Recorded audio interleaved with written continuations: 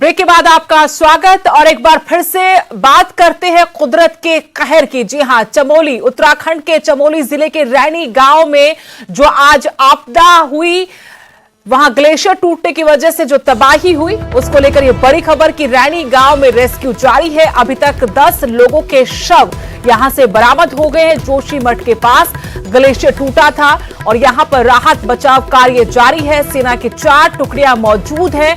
ऋषि गंगा नदी पर बांध भी टूटा है। तबाही की तस्वीरें आपको न्यूज 18 पंजाब, हरियाणा, हिमाचल पर लगातार दिखा रहे हैं कि कैसे जब जोशीमठ के पास जो रैनी गांव है वहां पर ग्लेशियर टूटा तो उसके बाद हालात क्या बने, कैसे तबाही आई। आपको यह भी बता दें कि रैनी गांव में रेस्क्यू भी जारी है। अभी तक 10 लोगों के शव बरामद किए जा चुके हैं। जोशीमठ के पास ग्लेशियर टूटने की वजह से ये तबाही हुई है। सेना की 4 टुकड़ियां मौजूद हैं। ऋषि गंगा नदी पर बांध भी टूट गया है और देखिए सैलाब तस्वीरों में किस तरीके से ग्लेशियर जब टूटा तो अलकनंदा धौली गंगा नदी में सैलाब आ गया और जो इसके रास्ते में आ सबको अपने साथ बहा कर ले गया। रैनी गांव जहां सबसे ज्यादा असर इसका दिखा, वहां पर राहत बचाव कार्य जारी है और अब तक जानकारी के मुताबिक कि 10 लोगों के शव बरामद किए जा चुके हैं।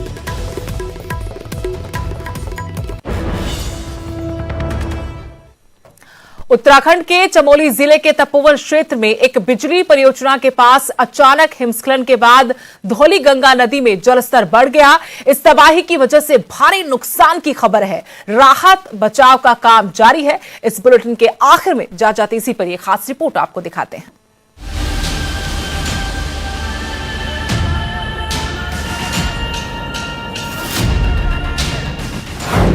देव भूमि पर कुदरत का कहर। टूटा ग्लेशियर, आया जलजला, भारी नुकसान की आशंका। चमोली से हरिद्वार तक अलर्ट। टूटा तबाही का ग्लेशियर।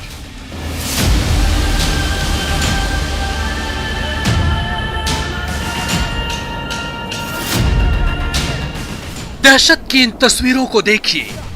देखिए कैसे भरभरा के टूटे हैं पहाड़। बिजली की गति से बह रहा है सैलाब। जल के जोर के सामने लाचार पड़ा डैम। देखिए कैसे बह गया ये मजबूत डैम। पानी का बहाव इतना तेज है कि उसके साथ बड़े बड़े पत्थर भी बहने को मजबूर हैं। ये तबाही कुछ उसी तरह की लग रही है जैसे कि 2013 में केदारनाथ में आई थी। इस आफत में भी कई घरों के बहने की खबर है। ग्लेशियर धौली नदी के किनारे बह रहा है। आशंका जताई जा रही है कि इसमें जान माल का काफी नुकसान हुआ है। इस घटना को लेकर प्रशासन अलर्ट हो चुका है। एनडीआरएफ की टीम मौके पर है। आईटीबीपी के सैकड़ों जवान बचाव कार्य में जुटे हुए हैं। एसडीआरएफ की टीमें भी बचाव कार्य के लिए मौके पर हैं।